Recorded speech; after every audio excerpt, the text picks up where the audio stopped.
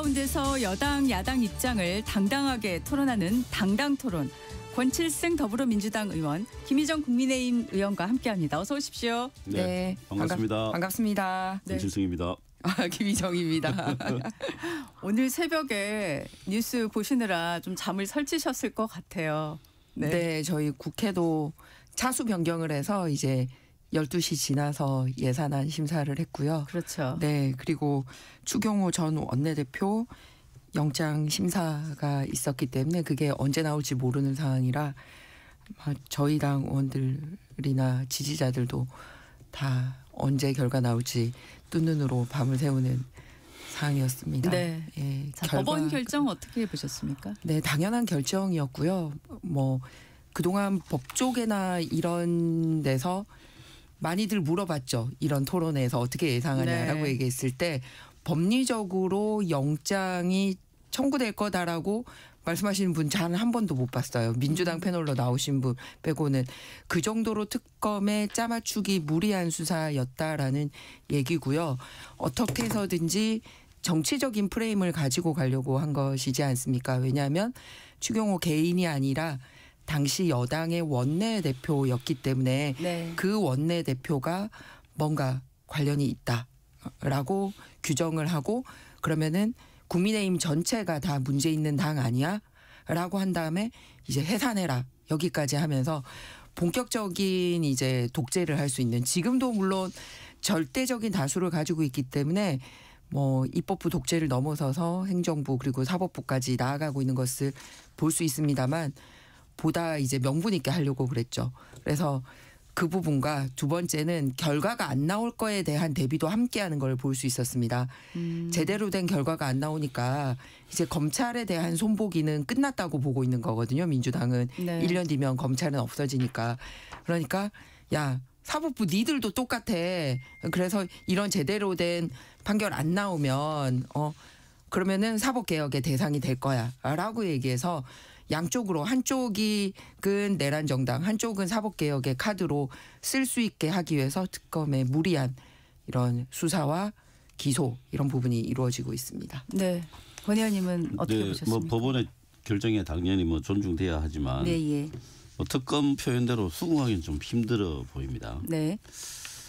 뭐 도주나 증거인멸에 우려가 없다라는 게 이제 뭐 주요 이유로 이제 들고 있고 또 뭐 혐의에 대해서도 다툼의 여지가 있다. 뭐 네, 이런 네. 이제 입장이었잖아요. 네. 그런데 저는 이제 큰 틀에서 봤을 때 이 네. 내란 사건을 대하는 법원의 태도 네. 마치 일반 사범을 대하는 것처럼 아주 안일한 태도로 좀 일관하고 있거든요. 네. 그래서 이런 부분들이 국민들로부터 많은 우려를 불러일으키고 있다라고 저는 그렇게 보고 있습니다. 예를 들면은 지금 진행되고 있는 내란 재판의 속도도 그렇고 네. 그 재판을 배당할 때 이미 상당한 지금 그 의혹들이 제기되고 있거든요. 네네. 그리고 또 그 내란 숙의 윤석열을 뭐 희한한 계산법으로 석방하는 것까지 지금 법원이 보여주고 있는 이 내란 사건에 대한 태도 전혀 심각성이 없고 일반 범죄 다루듯 마치 무슨 잡범 다루듯 똑같은 아주 안일한 태도를 보이고 있다는 게 상당히 좀 우려가 되고 이런 법원의 태도가 향후에 사법개혁을 요구하는 국민들의 목소리를 더욱 키우는데 일조할 것이다 보고 그런 부분에서 좀 더 정치한 사법개혁의 그런 로드맵 이런 게 좀 필요해 보입니다. 로드맵이 필요해 보인다. 네. 네. 자, 지금 양당에서 말씀하시는 내용 중에 네. 그 단어를 골라서 쓰셔야 되는데 잘못 쓰고 있는 부분을 말씀드리겠습니다. 네. 네. 잘못된 계엄을 했고 대통령은 거기에 대해서 탄핵을 당했습니다. 그런데 내란으로 규정된 적은 없습니다. 그 재판은 아직 진행 중이고요. 탄핵을 한 것과 내란을 동일시하는 민주당의 전략이기 때문에 이거를 내란 사건이라 규정을 하는데요. 그러지 않습니다. 내란 사건이라고 규정이 된 적이 없습니다. 잘못된 계엄과 관련된 사건입니다. 그러다 알겠습니다. 보니 본인들도 헌법재판소에 탄핵을 요청할 때 내란이라는 말을 빼고 요청을 한 바가 있습니다. 네. 그래서 그 부분에 대한 말씀을 드리고요. 네. 두 번째는 재판의 속도를 말씀을 하시면서 이중적인 일을 하고 있습니다. 재판의 속도를 얘기하려면 검찰의 수사도 거기에 맞게 빨리 진행이 돼야 되거든요. 그런데 특검 지난 7월 달에 여야가 같이 더 이상 연장할 필요가 없다라고 여야 원내대표가 합의를 해놓고서 그거를 다시 번복한 바가 있습니다. 네. 그리고 느려서 했는데도 마땅한 결과가 나오지 않자 뭐 3개 특검 통합해서 다시 가겠다라고 얘기를 하고 있습니다. 네. 즉 수사를 끌겠다고 하면서 재판을 왜 늦느냐라는 얘기를 하고 있는 거예요. 수사를 빨리 종결을 해야지 재판으로 가는 건데 이런 서로 맞지 않는 얘기를 하고 있다라는 말씀을 드립니다. 아울러서 제가 앞서 말씀드렸듯이 사법개혁 말씀할 네. 거라고 얘기를 했잖아요. 네네. 그러면서 조희대 대법관 개인 괴롭히기 하더니 이제 헌법에 위반되는 내란과 관련된 특별재판부 얘기하고 다 위법적인 얘기를 하면서 오히려 사법부 개혁의 핵심은 뭐냐면은 독립되는 겁니다. 정치로부터 명백하게 독립되는 거거든요. 그런데 내란 특별재판부를 하겠다는 거는 뭐냐면은 자기들 마음에 드는 사람에게 이 재판을 배당하겠다라는 얘기거든요. 그렇기 때문에 굉장히 서로 모순적인 얘기를 반복하고 있다라는 말씀을 드립니다. 그리고 이번에 추경호 전 원내대표뿐만 아니라 네. 특검 쪽에서 이 영장 청구한 사람들 중에 뭐 다 기억할 거예요. 한덕수 총리나 박성재 법무부 장관이나 네. 우리가 아는 주요 인물들 중에서도 이 영장이 이 발부가 된 적이 없습니다. 그렇기 때문에 실제로 특검이 계속해서 무리하게 짜맞추기 정치적인 수사를 하고 있다라는 게 지난밤에 드러났다. 이 말씀 드리고 싶습니다. 네. 그 내란 혐의로 기소가 된 사건입니다. 네. 예를 들어서 뭐 살인 사건이다 하면 살인 혐의로 기소가 되죠. 그럼 살인 사건이라고 하죠. 내란 사건입니다. 뭐 거기에 대해서는 뭐 이의가 있을 수가 없는 것이고요. 예. 지금 뭐 법원의 태도 중에 하나만 좀 말씀을 드리면 예. 김용현 사건을 법원에서 적시 처리 필요 중요 사건으로 접수를 했었어요. 그렇게 접수를 했다가 그렇죠. 네. 예, 그렇게 했다가 이게 지금 배당할 때는 일반 사건으로 취급해서 또 배당을 했단 말입니다. 네, 네. 그때 이 직위원 재판부는 원래 경제, 식품, 보건 담당입니다. 그리고 그 다음에 들어오는 윤석열, 노상원, 조지호 이런 사건들을 직위원 재판부에 몰아줬거든요. 그래서 네. 이런 것들은 뭐 도저히 이해할 수 없는 사건 배당이고 네네. 실제로 그 이후에 이루어지고 있는 사건의 진행도 네. 고의적으로 진행하는 것이 지연하고 있는 것이 아닌가 네. 이런 의심을 갖기에 충분하고 네네. 만약에 그렇다면 사법부 스스로 지금 사법부에 대한 국민적 불신을 자초하고 있다 이렇게밖에 볼 수 없다고 봅니다. 두 분 얘기를 들으니까 내란 전담 재판부 얘기를 지금 좀 이 대목에서 하고 가는 게 좋겠다는 생각이 드는데요. 지금 국회 법사위 법안심사소에서 일단 여당 주도로 통과를 했지 않습니까? 입법 절차가 이제 시작이 된 건데 오늘 이제 법사위 전체회의에 상정한다고 지금 일정이 잡혀 있는 걸로 알고 있습니다. 자, 이 내란 전담 재판부에 대해서 권 의원님 먼저 네. 당의 입장도 의원님 생각도 좀 말씀을 해주시죠. 예, 우선 이 필요성이 왜 나왔는지를 봐야 됩니다. 지금 재판이 너무너무 지연이 되고 있습니다. 그러니까 지금 벌써 불법 비상계엄이 나온 지가 오늘로서 딱 1년째 되는 날 아닙니까? 네. 1년이 됐는데 아직까지 1심 선고도 안 났습니다.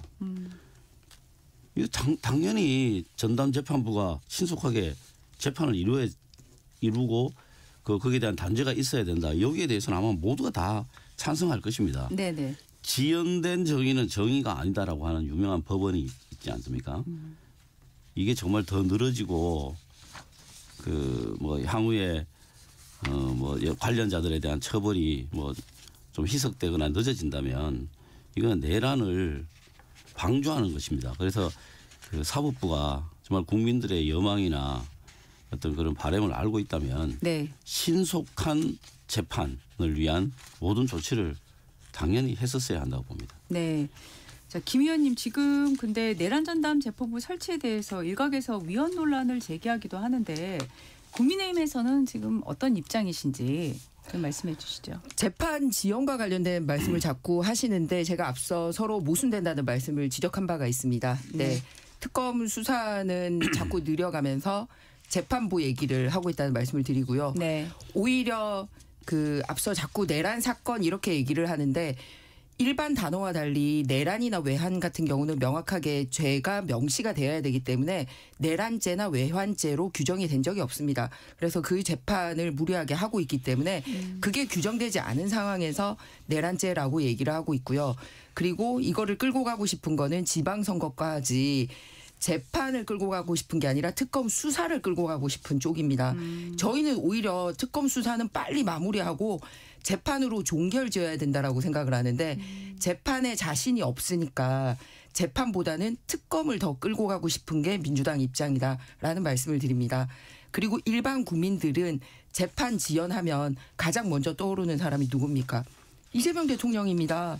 5개 재판 12개 혐의 결국은 그렇게 온갖 할 수 있는 법적인 수단과 방법을 가리지 않고 네. 재판 지연이 돼서 헌법 84조를 적용이 되지 않는 분임에도 불구하고 지금 대통령 당선에까지 이르렀습니다. 그런데 저희가 재판의 속도를 문제 삼아서 이재명 전담재판부나 이재명 특별재판부 또는 대통령 후보 검증 특별재판부를 만든다라는 얘기를 하고 있지 않았습니다. 만약에 정말 속도가 문제였고 중대하게 이게 헌법 84조에 대한 규명이 필요한 상황이라면 대통령 후보 검증 특별재판부라든지 뭐 이런 거를 하자라는 논리하고는 뭐 어떻게 받아들이시겠습니까? 그렇기 때문에 속도 때문에 특별재판부를 운영한다라는 것은 정면으로 헌법에 위반되는 얘기다. 속도가 문제라면 대통령부터 해보시지 그러셨냐라는 말씀을 드리고 싶습니다. 그리고 우리나라 헌법에는 특별재판부는 군사법원만 두도록 명시를 하고 있습니다. 네. 그런데 그게 안 되다 보니 이름만 특별을 전담으로 살짝 바꾼 거거든요. 그래서 이게 뭐가 다르냐면 계속 말씀드립니다만 자기들이 원하는 판사를 그냥 지정을 할 수 있게 되는 거라니까요. 그러니까 사법부의 독립이나 정치적인 중립성에서 완전히 멀어지는 얘기입니다. 네, 권 의원님 어떻게 반론하시겠습니까? 이 불법 계엄과 함께 일어난 내란 사태는 전 세계인이 그리고 전 국민이 실시간으로 목격을 한 사건입니다. 그게 아직까지 법적으로 정리가 안 되고 있다는 게 이게 말이나 되는 이야기입니까? 그러니까 오늘 마침 12월 3일이라 네. 정말 이제 1년이 넘어가는 상황인데요. 명확하게 모든 사람들이 눈으로 확인한 거를 법적으로 정리하는데 1년 넘게 걸린다는 건 이건 정말 그 사법부로서 자신들의 할 일을 정말 직무를 유기하는 것입니다. 그렇기 때문에 국민들의 사법개혁에 대한 요구가 점점 더 높아질 것이라고 봅니다. 네. 지금 사실 내란 전담 재판부뿐만 아니라 또 뭐 아직은 제한 수준인 걸로 보여지긴 하는데요. 2차 종합특검 얘기도 지금 민주당 내에서도 또 나오고 있는 상황 아니겠습니까? 그래서 지금 과연 2차 특검까지 필요하느냐에 대한 얘기도 있는데 2차 특검의 필요성이 있다고 보십니까, 권 의원님? 그게 이제 여죄에 대한 문제들 네. 이런 것들이 이제 더 필요하다면 뭐 2차 아니라 3차라도 특검을 해야 되겠죠. 이게 무슨 정치적 행위가 아니지 않습니까? 내란으로 인해서 생긴 여러 가지 사회적 그 파장이나 이런 네. 것들을 법적으로 단죄해내는 것 이것을 제대로 못하면 이거는 향후에 또다시 이런 일을 방조하겠다라고는 의미로 일으킬 수가 있습니다. 그러니까 신속하고 엄정하게 사법적 판단을 내리는 것. 이게 지금 사법부가 네. 해야 되고 이 일에 집중을 해야 됩니다. 그래서 이런 부분들에 대해서 사법부가 좀 대우각성하기를 바랍니다. 네. 2차 특검에 대한 논의가 나오기 시작한 건 어떻게 보십니까, 김희정 의원님? 그러니까 민주당 안에서도 서로 의견이 왔다 갔다 한다는 말씀을 거듭 드립니다. 여야가 정권 바뀌고 난 다음에 가장 먼저 합의했던 게 이제 특검에 대한 마무리 안이었었습니다. 네. 그래서 여야 원내대표가 같이 이제 발표도 하고 그랬었거든요. 네. 그러면은 충분히 역할을 했다라고 판단을 했기 때문에 그때 여당 원내대표가 나와서 기자회견도 하고 한 거지 않습니까? 그런데 이제 소위 민주당 내 강경파들에게 밀려가지고 이제 엎었었거든요. 그리고 연장한 안에 대해서 수사를 했습니다. 그런데 말씀드렸듯이 빨리 이 상황을 정리하고 법적으로 마무리 짓고 싶어하는 쪽은 오히려 국민의힘 쪽입니다. 그런데 지방선거까지 이거를 애매모호한 상태로 끌고 가고 싶어하는 쪽은 민주당 쪽입니다. 그래서 재판을 빨리 종결시키고 싶어하는 게 아니고요. 특검 수사를 계속 끌고 가고 싶은 거예요. 오히려 특검이 빨리 마무리되고 재판이 빨리 진행이 돼야죠.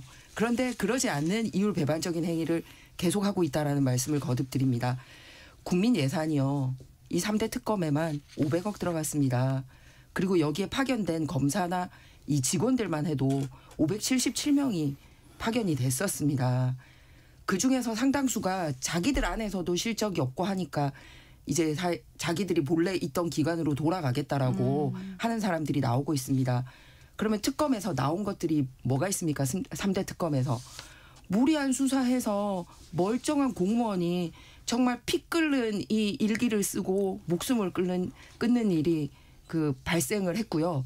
그리고 민중기 특검 같은 경우는 본인이 예전에 주식 해가지고 장난쳤던 이런 것까지 밝혀지고 있는데도 반성 하나 없이 관련된 사건 본인이 수사하고 있고 오히려 이런 것들이 국민들에게 많이 드러난 상황입니다.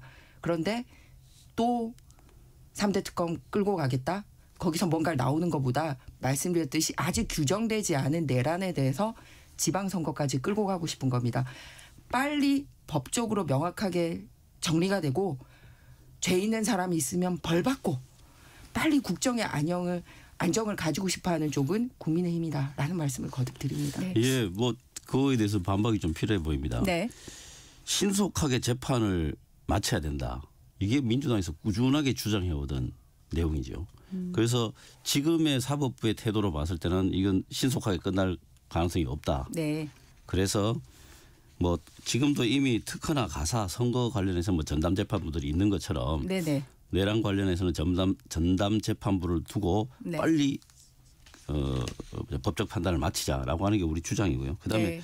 특검에 들어가는 많은 예산들을 이야기를 하셨는데요. 그럼 애초에 불법 개혁을 안 했어야죠. 그래서 이런 일이 없을 거잖아요. 원천적인 잘못을 뭐 지난 정부가 했는데 그거를 지금 그것을 후유증을 치유하기 위한 단계에서 들어가는 예산을 낭비라고 이야기하시면 네.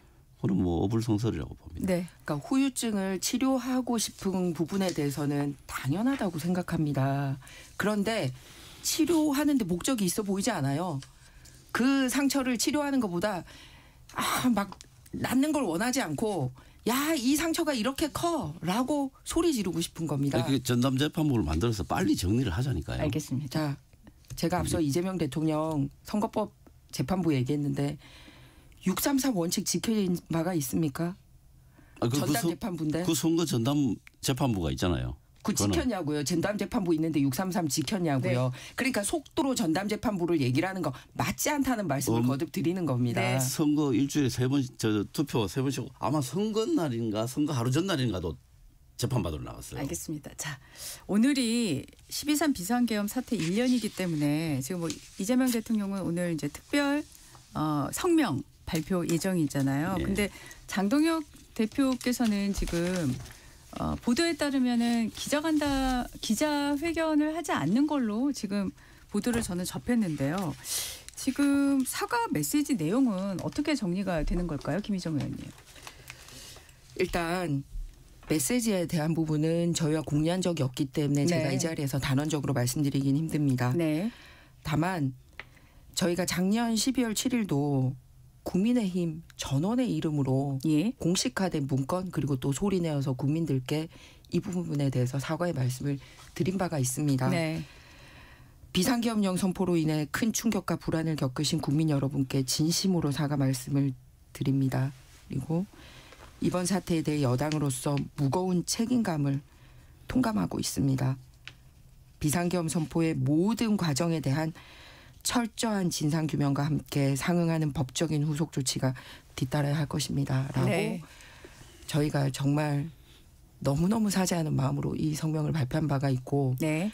그 뒤에 김용태 비대위원장이 새로 지도부를 맡았을 때나 네. 그리고 김문수 대통령 후보가 왔을 때나 또 송원석 원내대표가 왔을 때도 거의 똑같은 심정으로 국민들께 사과를 드린 바가 없습니다. 그렇기 때문에 사과와 반성이 없는 당이라는 말은 받아들이기 힘듭니다. 다만 부족한 걸로 보이겠죠. 아직도 정리가 안 됐으니까. 하지만 제가 방금 말씀드린 그 성명서에 있는 그 마음에서 우리 국민의힘 국회의원들은 한치도 물러섬이 없이 1년 내내 정말 사과하고 어떻게 이걸 바로잡을지에 대한 심정으로 1년을 살아왔고 그 마음은 변함이 없다라는 말씀을 드립니다. 네, 권 의원님은 어떻게 생각하십니까? 뭐 김희정 의원님 개인은 뭐 그럴 것이라고 제가 아니, 믿지만 저희들 다 똑같습니다. 그 이후에 나온 여러 가지 메시지들이 완전히 상충되는 것들이 훨씬 뭐 숫자로나 보나 뭐 빈도수가 많았죠. 뭐 최근에 보면 뭐 우리가 황교안이다, 윤어게인 이런 이야기를 실제로 이제 지도부에서 나온 발언들이잖아요. 그래서 그 전에 했던 그런 그 사과성 발언들이나 입장 표명들이 그 순간을 모면하기 위한 그냥 술책이었다라고밖에 그 판단할 수가 없는 것이고요. 오늘 장동혁 대표가 뭐 아마 오늘이 그냥 넘어가기를 바라고 있는 것 아닌가 싶어요. 뭉개고 있는 것 같은데 이 형식적으로나마 네. 사과할 수 있는 어떤 타이밍을 놓쳤다고 봅니다. 그래서 그런 부분은 굉장히 좀 안타깝고요. 네네. 그다음에 지금 이제 국민의힘 소장파를 중심으로 한 의원들이 네. 또 이제 사과 발언을 해야 된다는 이제 주장을 강력하게 하고 또 집단 행동을 좀 보일 듯한 그런 모습도 보이지 않습니까? 저는 뭐 그게 굉장히 상식적인 그 반응들이라고 봅니다. 국민의힘의 이제 뭐 양식 있는 분들 의원님들이 이런 부분들에 대해서 좀 지도부에 충원을 좀 하고 국민의힘이 그 좀 정상적인 정당으로서 이 내란에서 이거를 중심에서 분열되는 이런 양상을 좀 버리고 좀 정치가 복구될 수 있는 회복될 수 있는 그런 궤도로 좀 돌아오시기를 바라는 마음입니다. 김 의원님께서는 그 지금 보도로 나오고 있는 초재선 의원들의 그 별도 메시지 준비에 대해서는 어떻게 생각하십니까? 일단 그 당의 공식적인 입장이 필요하다라는 여러 의견들을 그동안 뭐 선수별 모임이나 지역별 모임에서 전달을 한 걸로 알고 있습니다. 예. 그런데 앞서 이제 똑같이 여러 번 반복했다고 말씀드렸잖아요. 네. 그런데 추경호 원내대표 이제 영장이 딱 날짜에 맞물려 있다 보니 예. 이 부분에 대해서 어떤 영향을 줄지 이런 부분 우리의 본심과 다르게 어떻게 해석이 될지 이런 부분에 대한 우려가 있었던 거지 예예. 뭐 마음이 없다거나 사과를 하지 않다거나 이런 얘기가 아니었다라는 말씀을 거듭 드립니다. 그리고 당에서는 진짜 민주당에서는 뭐 어떤 비판의 목소리도 없이 자기들은 항상 뭐 일괄 이렇게 같이 가고 뭐 독재의 길로 가고 있는지 어떤지 모르지만 저희 안에서는 수많은 고민과 토론이 지금도 이루어지고 있습니다. 다만 그게 이제 자칫 우리 당 안에서의 분열로 비치지 않을까 원래의 모습과는 다르게 예. 다르게 해석될 여지는 없을까 이런 부분들 때문에 고민이 있는 거지 네. 무슨 계엄에 대해서 뭐 고민이 있거나 이런 부분은 아니라는 말씀을 거듭 드립니다. 새로 나온 보도를 보면은 지금 민주당에서 12월 3일을 민주화 운동 기념일로 지정하겠다.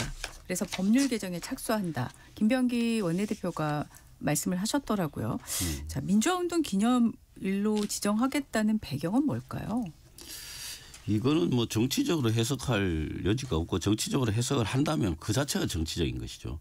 이거는 전 세계 역사를 둘러봐도 네. 이번 12.3 불법 계엄을 극복하는 그 과정이 저는 뭐 민주주의의 전범이라고 생각합니다. 네. 그래서 이런 부분들은 당연히 기념하는 게 맞고 예예. 뭐 여러 가지 절차적인 문제라든가 뭐 이런 것들은 뭐 그대로 그동안 뭐 여러 가지 기념일을 우리가 정한 게 한두 번이 아니기 때문에 예예. 뭐 그런 아주 실무적인 이야기들을 가지고 문제 제기를 하는 거는 뭐 그거는 주제와 아예 안 맞는 이야기고 당연히 우리 대한민국이 전 세계 민주주의의 가장 전범을 보였다라고 하는 자랑스러운 역사를 기념하는 게 당연하다고 봅니다. 네. 기념일 제정에 대해서는 어떻게 생각하십니까? 민주당이 마음먹으면 법으로 뭔들 못하겠습니까? 그냥 하는 거죠. 그런데 제가 말씀드렸듯이 정말 민주당은 12월 3일을 치유하고 싶은 건지 끌고 가고 싶은 건지 많은 사람들이 의심하고 있다는 말씀을 드립니다. 특히 뭐냐면은 이 민주화 운동 기념 사업회법에 따라서 네. 이 여러 가지를 이제 민주화 운동으로 정의를 한 바가 있습니다. 우리가 잘 아는 뭐 3.1 의거라든지 4.19 혁명이라든지 부마 항쟁이라든지 뭐 60 항쟁 뭐 이런 것들이 있지 않습니까? 그래서 이런 부분에 대한 논의가 있기 때문에 민주당 혼자서 이렇게 법으로 하는 게 아니라 소위 민주화 운동 기념 사업회와 함께 논의를 하고 가야 될 부분입니다. 그래서 뭐 잘못된 일이 있어서 경계를 하는 부분에 대해서는 찬성을 하는데 잘못된 일을 경계하는 것과 본인들이 뭔가 자랑스러운 일을 한 것처럼 자랑하는 것과는 굉장히 구분된다는 말씀드립니다. 사실 12월 3일은 잘못된 일을 경계하는 날이지 본인들이 뭘 잘한 게 있어서 자랑하는 날은 아니지 않습니까? 그 말씀을 드리고요. 네. 그리고 다음으로 이제 막 네이밍을 참 그럴듯하게 해요. 이 헌법에 의해서도 정확하게 이 대통령 재판이 멈춰진다라고 생각을 못하니까 이 재판중지법을 들고 나왔지 않습니까? 그랬더니 재판중지법을 뭐라고 얘기했습니까? 헌법소호라고 얘기를 해놓고서 그 하루 만에 엎었어요. 대통령실이랑 자기들이랑. 그러니까 진짜 헌법소호면 그거를 헌법소호를 하루 만에 엎으면 됩니까? 그런 식으로 말이 안 되는 이 단어를 가지고 왔지 않습니까? 그리고 75만 공무원에 대해서 소위 개인정보 털어가겠다고. 지금 네. 쿠팡 털어가는 것도 문제지만 사실은 공무원들 휴대폰 털어가는 게 훨씬 더 문제인데 그것도 헌법 존중이라고 얘기를 하고 있어요. 그런데 아무도 이 정가나 일반 국민들이 그걸 헌법 존중이라고 보지 않습니다. 똑같은 논리라고 생각을 합니다. 네. 그런데 민주화 운동 기념일로 명명하는 게 뭐가 잘못됐는지 잘 모르겠습니다. 이게 전 국민들이 그날 밤에 국회로 많은 국민들이 국회로 왔고 국회에서 일어나는 일을 진짜 라이브로 시청하면서 분노하고 응원했었는데 그래서 이제 우리나라가 법에 정해진 절차로 민주적 기본질서를 회복하는 이 엄청난 일을 해냈거든요. 네. 이런 거를 기념하지 않는다면 그건 말이 안 되는 것이죠. 그리고 그 민주화 운동 기념일로 정하는 게 전 너무나 타당하다고 생각합니다. 알겠습니다. 지금 저희가 당당 토론 일부 시간이 한 50초 정도 남아가지고 일단은 제가 그 질문할 내용을 먼저 말씀을 드리고 2부에서 또 이어가도록 하겠습니다. 지금 오세훈 시장이 정치자금법 위반 혐의로 이제 불구속 기소됐지 않습니까? 지금 이 특검의 오 시장 기소가 미칠 파장이 상당할 것 같습니다. 자, 일단 이 불구속 기소에 대해서 어떻게 보셨습니까? 네, 뭐 오세훈 시장의 여러 가지 혐의는 저번 국정감사를 통해서도 많이 드러났습니다. 특히 이제 여론조사 비용을 대납한 건이기 때문에 이건 정치자금법 위반이 확실해 보입니다. 그 정황들을 봐서. 그리고 특히 또 명태균 씨가 너무나 명확한 증언들을 지금 하고 있기 때문에 이 부분들에 대한 사실관계를 파악해서 합당한 법적 판단이 있을 것이라고 봅니다. 네. 당당 토론 일단 1부는 여기서 좀 마무리하고요. 또 오세훈 시장 제가 얘기를 못하네요. 네, 그럼 근데 잠깐이라도 국무원 총리도 네. 오세훈 시장 내려앉히려고 선거운동에 나서더니 이제는 특검을 동원한 선거운동에 나섰다라고 생각을 합니다. 네. 그 휴대폰도 포렌식을 공적인 폰하고 개인 폰 다 해서 8대 포렌식했다라고 얘기했는데 거기서도 명태균 씨하고의 그런 관련된 여론조사 관련된 내용은 명확하게 나온 게 없는 걸로 언론에 알려지고 있습니다. 네. 그리고 문제를 일으킨 명태균에 대해서는 기소하지 않으면서 혐의가 없는 오세훈에 대해서는 일단 기소하고 보자. 네. 네. 정치 공작이라고 생각합니다. 네. 잠시 후에 토론 이어가도록 하겠습니다.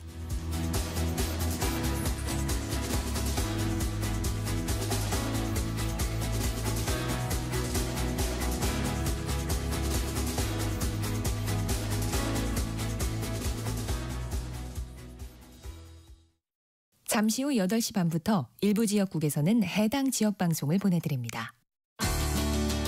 워렌 버핏은 가치 투자, 필립 피셔는 성장주 투자, 피터 린치는 장기 투자. 방법은 달라도 목표는 하나. 성기영의 경제쇼가 성공의 길로 안내합니다. 깊이 있게, 명쾌하게, 지금 이 시대 경제에 관한 모든 것을 알려드립니다. 평일 오후 4시 5분 성기영의 경제쇼와 함께하십시오.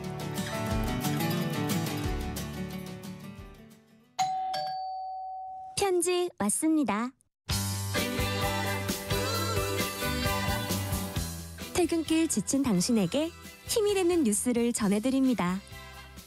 매일 저녁 5시 5분 당신과 함께 읽는 세상 이야기 KBS 1라디오 뉴스레터 K.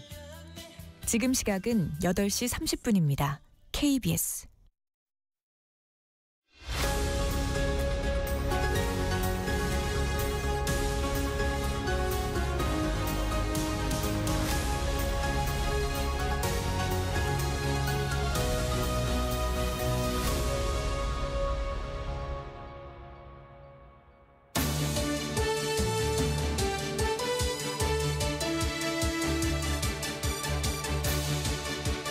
네, 당당 토론 권칠승 더불어민주당 의원, 김희정 국민의힘 의원과 계속 이야기 나눠보겠습니다. 지금 일부에서 저희가 그 오세훈 시장 정치자금법 위반 불구속 기소권에 대한 얘기를 하고 있었는데 김희정 의원님 말씀 중에 지금 잠깐 쉬었다 돌아왔거든요. 계속 이야기해 주시죠. 네, 그 특검이 기소한 내용을 보면은 짜맞추겠다라는 게 드러나는 부분이 있습니다. 첫 번째는 네. 정말 범죄를 저질렀다고 생각하면 명태균 씨에 대해서는 왜 면죄부 줍니까? 그다음에 두 번째는 여론조사 제공받았다라는 횟수가 계속 변하고 있습니다.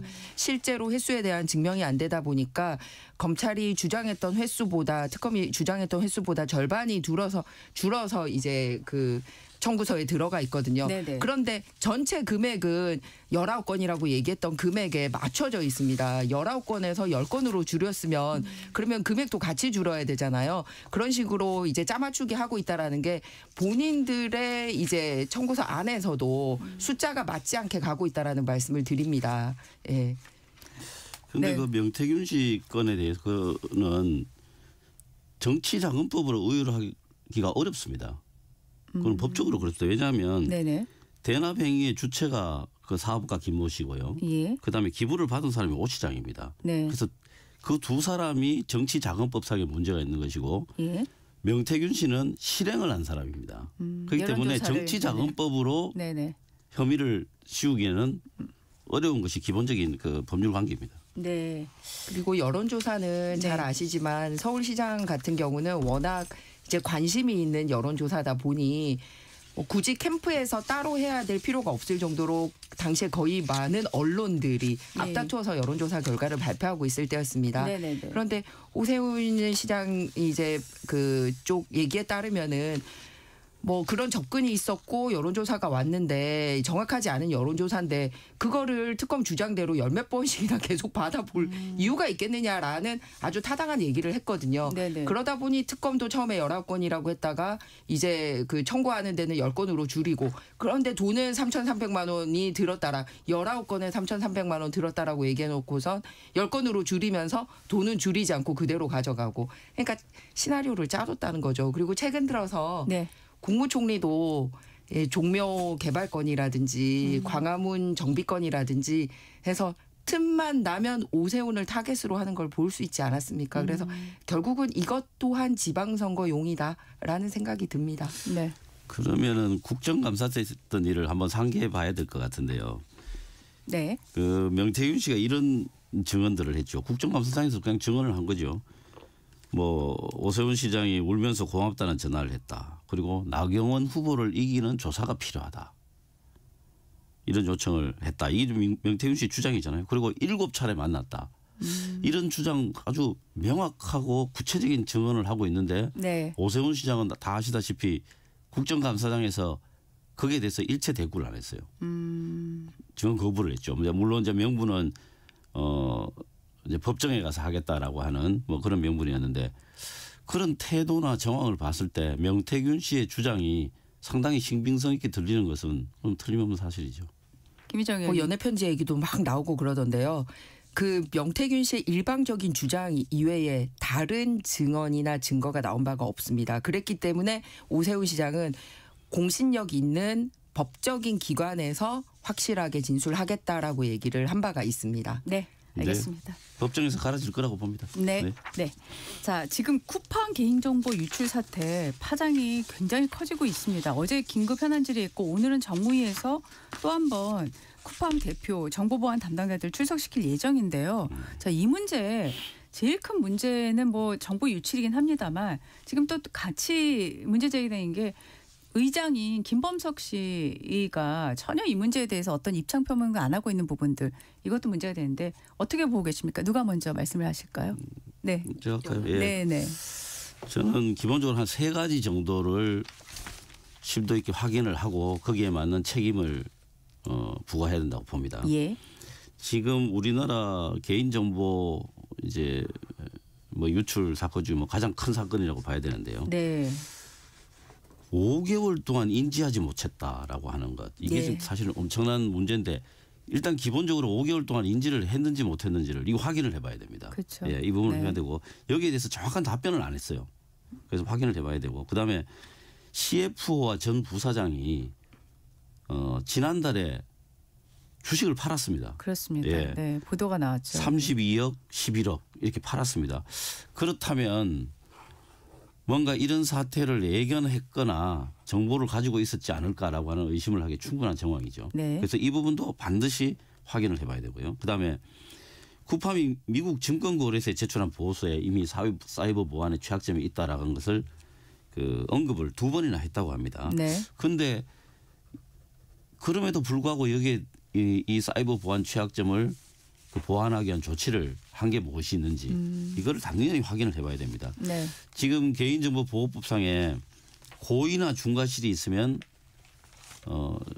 징벌적 손해배상이 네. 가능하도록 되어 있지 않습니까? 그래서 고의나 중과실이 있는지를 반드시 밝혀서 개인정보보호법상에 나오는 징벌적 손해배상이 적용될 수 있는지 법적으로 엄밀히 따져보고 또 법원에서도 그 부분에 대해서 좀 심도 있게 봐줘야 된다고 봅니다. 네, 김희정 의원님은 지금 이 상황에서 어떤 점이 제일 시급하게 짚고 넘어가야 된다고 생각하십니까? 지금도 여전히 문제가 일어나고 있을 가능성에 대한 거를 명확하게 답을 못하고 있다라는 겁니다. 네. 뭐냐면 그 퇴직자에 의한 정보 유출이 대규모로 있었다라는 거거든요. 네. 보통 우리가 물리적으로 퇴사를 하거나 그 기간을 끝낼 때 가장 먼저 하는 게 뭡니까? 출입이 가능한 출입증을 다 반납하는 거잖아요. 그렇죠. 그게 굉장히 상징적인 의미를 보여주는데 네. 그 오프라인 세상에서 그냥 야 내가 내 사무실에 더 이상 못 들어가게 돼 이런 것처럼 온라인 세상에서도 내가 가진 그 권한에 온라인 세상에 접근이 안 되어야 된다는 건데 그거를 지금 국적이 중국인으로 밝혀지고 있습니다. 네. 그리고 중국이 이미 간 걸로 밝혀지고 있어요. 아니 퇴사한 사람이 외국인이 그 중국에 앉아가지고 버젓이 지금 우리나라의 그 정보를 들여다보고 있었다라는 거 아닙니까?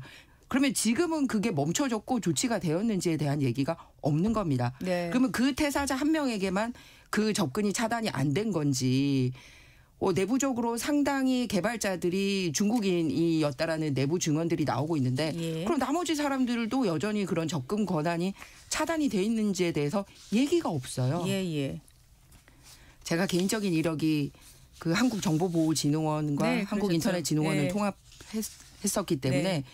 이 부분에 대해서 정말 심도 깊게 들여다봤습니다. 예. 그런데 근본적으로 외국에서 퇴사자 아니라 현행인이라도 자유롭게 로그인이 되는 것 자체를 막지 않은 것도 쿠팡 같은 회사에서 굉장히 문제입니다.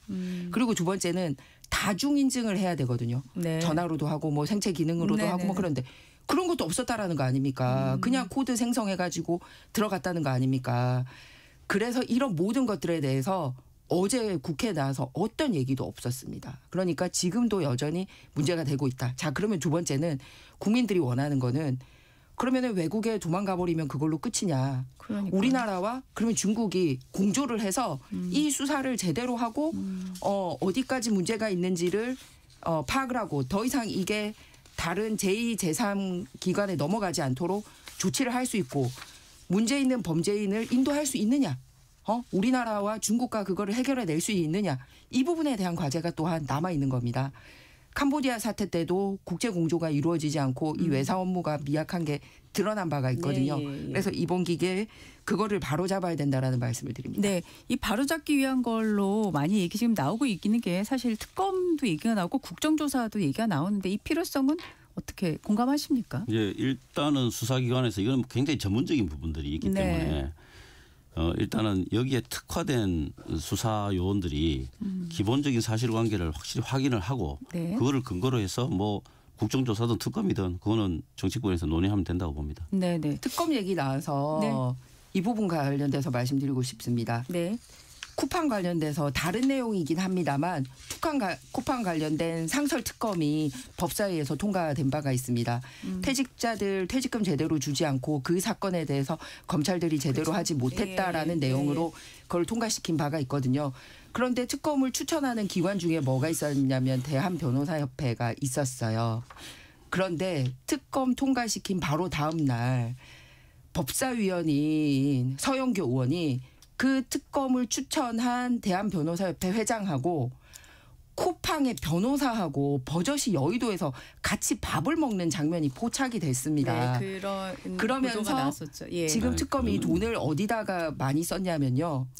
국회 보좌진 40여 명을 특히 민주당 출신들을 다 이제 그 대외협력단으로 들어가고 있기 때문에 진짜 제대로 된 특검을 하려면 이런 사람들 배제해야 된다라는 말씀을 드리고 싶습니다. 이 마무리를 해야 될 것 같습니다. 네. 권채수 의원님. 아니, 뭐 서영기 의원이 만난 거는 이제 변협의 임원의 자격으로 만난 거니까 그건 좀 걔가 다르고요. 네. 저 쿠팡 문제는 이거는 뭐 정파 간에 뭐 다른 이야기가 있을 여지가 전혀 없습니다. 이건 국민의 정보 보호를 위해서 정말 제대로 이번에 수사를 하고 법적으로 재단하는 것 이게 중요하다고 봅니다. 알겠습니다. 오늘 당당 토론 여기까지 하겠습니다. 권칠승 더불어민주당 의원, 김희정 국민의힘 의원과 함께했습니다. 두 분 고맙습니다. 감사합니다. 네, 좋은 하루 되세요. 날씨 듣고 돌아오겠습니다.